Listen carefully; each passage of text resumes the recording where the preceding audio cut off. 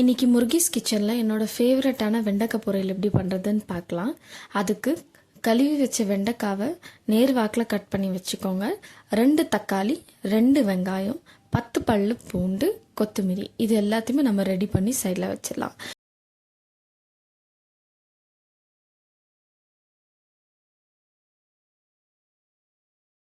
இப்போ ஒரு கடாயில் எண்ணெய் காஞ்சதுமே கடுகு போட்டு வெங்காயம் போட்டு நல்லா பொன்னிறமாக வறுத்துக்கோங்க.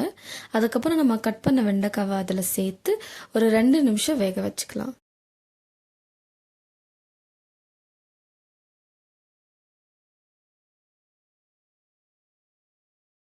இப்போ உப்பு சேர்த்து 1/2 டீஸ்பூன் மஞ்சள், நம்ம வீட்டிலே பண்ண சாம்பார் பொடி ஒரு 2 டீஸ்பூன் இதெல்லாம் போட்டு மிக்ஸ் பண்ணி விட்டுட்டு கட் பண்ண தக்காளி அதில் போட்டு ஒரு 2லேருந்து 3 நிமிஷம் அளவுக்கு வேக வச்சிடுங்க.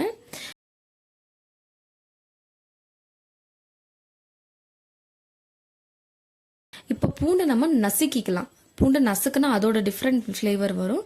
அது நசுக்குன பூண்டோட கொத்தமல்லியை சேர்த்து மிக்ஸ் பண்ணி விட்டு திருப்பி 2லேருந்து 3 நிமிஷம் வேக விட்டு எடுத்தீங்கன்னா கம கம வெண்டைக்காய் பொரியல் ரெடி.